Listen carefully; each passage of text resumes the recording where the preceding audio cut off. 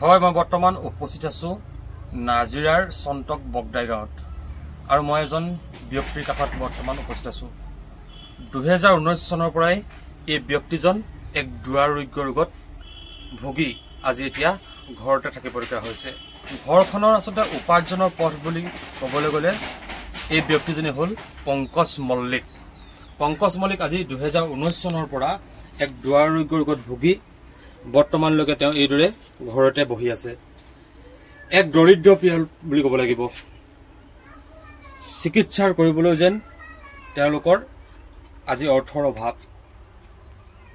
পংকজ মল্লিক 2019 চনৰ পৰাই তেওঁ দুৰাৰোগ্য ৰোগত ভুগি আছে MND অৰ্থাৎ মটো নিউৰো ডিজিজ নামৰ এক দুৰাৰোগ্য ৰোগত ভুগি আছে যাৰ চিকিৎসা আজিলৈকে অসমত ওলোৱা নাই নাইবা ইয়াৰ কোনো ঔষধো নাই ফলত এতিয়া এইদৰে চিন্তিত হৈ পৰিছে তেওঁ এইদৰে ঘৰত বহি এটা দিন কটাব লগা হৈছে আৰু ঘৰখনত তেওঁ পুত্ৰ আৰু পৰিবাৰ আসলে দুখত ভাগি পৰিছে বুলি ক'ব লাগিব এই মুহূৰ্তত কিয়নো তেওঁলোকৰ চিকিৎসাৰ বাবে আসলে অৰ্থৰ অভাৱ বুলি ক'ব লাগিব আৰু আমি পোনে পংকজ মল্লিকৰ সৈতে কথা পাতিম দাদা কি ক'ব যেটো 2019 চনৰ পৰা আপুনি এক দুৰাৰোগ্য ৰোগত ভুগি আছে আৰু আপুনি চেন্নাই গৈছে আপুনি বিভিন্ন চিকিৎসকৰ লগত কথা পাতিছে কিন্তু ইয়াৰ চিকিৎসা নাই বুলি কৈছে আৰু এটা কথা ক'ব লাগিব ইয়াৰ ঔষধো নাই বুলি কৈছে কি ক'ব এই মুহূৰ্তত মই কি ক'ম মানে প্ৰথমে যেতিয়া মোৰ হাতত যেতিয়া হৈছিলে তেতিয়া পইচা পাতি তেতিয়া আছিলে বাৰু আছিলে মই ডক্টৰ দেখালোঁ ডিব্ৰুগড় আদিত্য দেখালোঁ ব্ৰহ্মপুত্ৰ দেখালোঁ তাৰপিছত সঞ্জীৱনী দেখালোঁ সব ডক্টৰ দেখাওঁতে প্ৰথমতে ক'লে ডক্টৰে ভাল হ'ব বুলি ক'লে ভাল হ'ব বুলি সব ডক্টৰক দেখালোঁ 2 মাহ 3 মাহ দৰৱ খালোঁ তাৰপিছত ভাল নাপালোঁ আকৌ এজনক দেখালোঁ উপধ্যাক দেখালোঁ তাৰপিছত চবেই ছাৰক দেখালোঁ চবেই ছাৰে কৈছে তুমি ইয়াত দেখাব নালাগে নহ'লে বাহিৰত গৈ দেখা আহা তাৰপিছত উপায় 2019 দেখালোঁ চেন্নাইলৈ গুচি গ'লোঁ মই 21 চনত তাত গৈ চেন্নাই গ্ল'বেল হস্পিটেলত গৈ মই 18 দিন থাকিলোঁ তাত 18 দিন পিছত মোক ৰিপৰ্ট দিছে যে এইটো বেমাৰ হৈছে আপোনাৰ MND তো তেওঁ ক'লে মোক যে তুমি অহাৰ 15 দিনৰ আগত এজন বাংলাদেশৰ পৰা আহিছিলে তেওঁৰো এনেকৈ MND হৈছিলে তো ডক্টৰে কোৱা মতে তো ইয়াৰ কোনো ইলাজ নাই বুলি ক'লে ট্ৰিটমেণ্ট নাই বুলি ক'লে তথাপি তেওঁ দৰৱ দিছিলে 14,000 টকা মানৰ মানে বেমাৰটো ইয়াত ৰৈ যাব বুলি তেওঁ কৈছিলে গ্যাৰাণ্টি নাই মই যে এইটো বেমাৰ ৰৈ যাব ইয়াত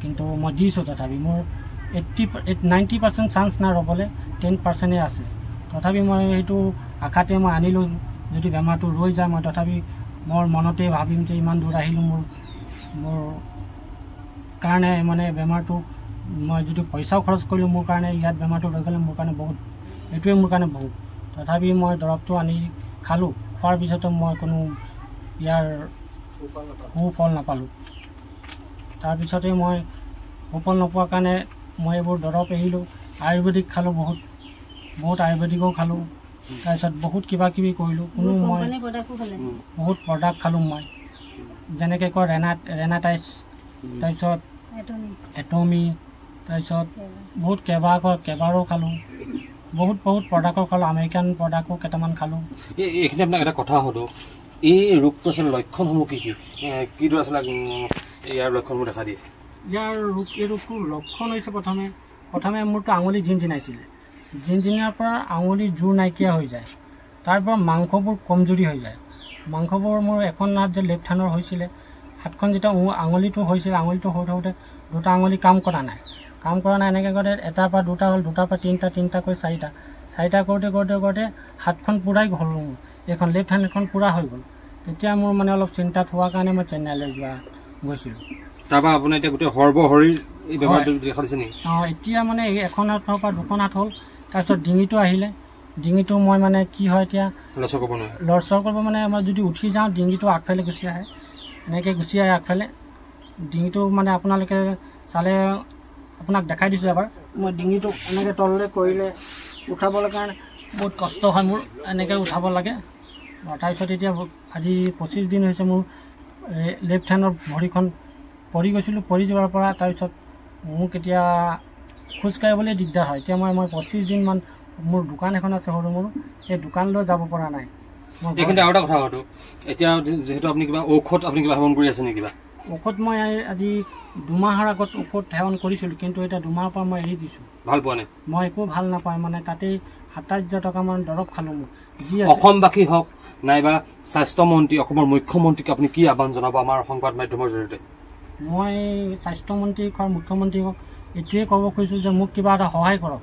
আপোনালোকে মোক মোৰ ভিডিঅ'টো চাই আপুনি গম পাব যে মোৰ কেনেকুৱা ৰোগত মই ভুক্তভোগী হৈ আছোঁ আজি 5 বছৰ ধৰি। আৰু আপোনালোকে যেনেকৈ হওক মোক অকণ সহায় কৰক আৰু মোৰ এই বিষয়ে অকণমান আলোচনা কৰি চাওক যে মোৰ এই মই যিটো MND হৈছে মোৰ ইয়াৰ বিষয়ে অকণমান আপোনালোকেও তদন্ত কৰক যে মই এফালে যাবলৈ বিচাৰিছোঁ দেহৰাদুন আয়ুৰ্বেদিক এজন আছে ডক্টৰ, তাৰ নাম আশিষ গুলাটী বুলি কয়, মই গলতৰা। মই মানে ভিডিঅ' চাইছিলোঁ আৰু ফোনো কৰিছিলোঁ। ফোন কৰাত তেওঁ ক'লে যে ভাল হ'ব বুলি ক'লে। টকা পইচা অলপ লাগিব? টকা পইচাৰ মোৰ অকণ দৰকাৰ হৈছে, মানে বাহিৰত গ'লে টকা অলপ লাগিব বুলি ডক্টৰজনেও কৈছিলে।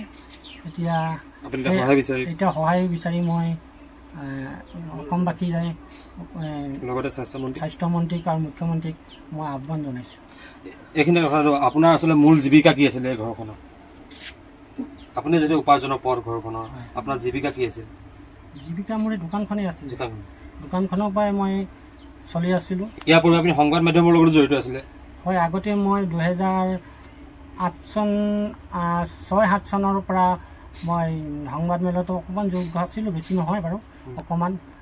আৰু তেওঁৰ নামটো ক'ব পাৰিম বাৰু, তেওঁৰ নাম বাইলুং বৰুৱা, তেওঁৰ লগতো মই অকণমান আছিলোঁ এইটো সংবাদ মেলত। হয়, আচলতে এইজন আছিলে পংকজ মল্লিক। তেওঁ আজি দুৱাৰ ৰোগৰ ৰোগত এইদৰে এতিয়া জীৱন কটাব লাগিছে ভোগী, দুৱাৰ ৰোগৰ ভোগী এইদৰে তেওঁ জীৱন কটাইছে বুলি ক'ব লাগিব পংকজ মল্লিকে।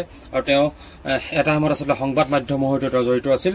আৰু তেওঁ এতিয়া এই যি ৰোগ, এই ৰোগৰ আচলতে চিকিৎসা নাই বুলি ক'ব লাগিব। আৰু তেওঁৰ যি ৰোগ, এই ৰোগৰ ঔষধো নাই বুলি আমাক জানিব দিছে।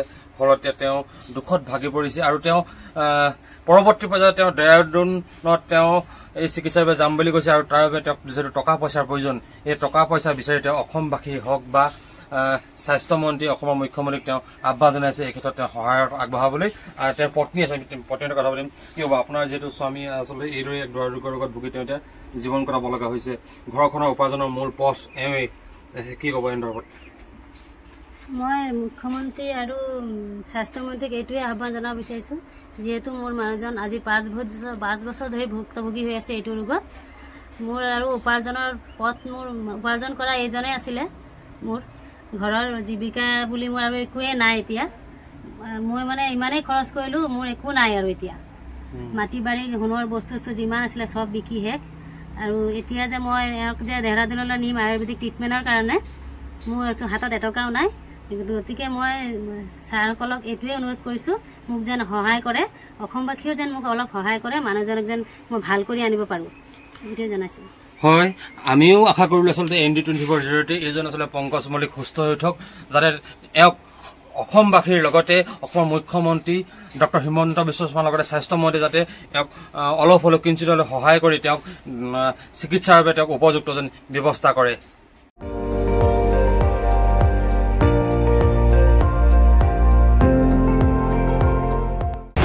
আপুনি চাই আছে ND24, সৰ্বশ্ৰেষ্ঠ নহয় সৰ্বোত্তমৰ দৌৰত।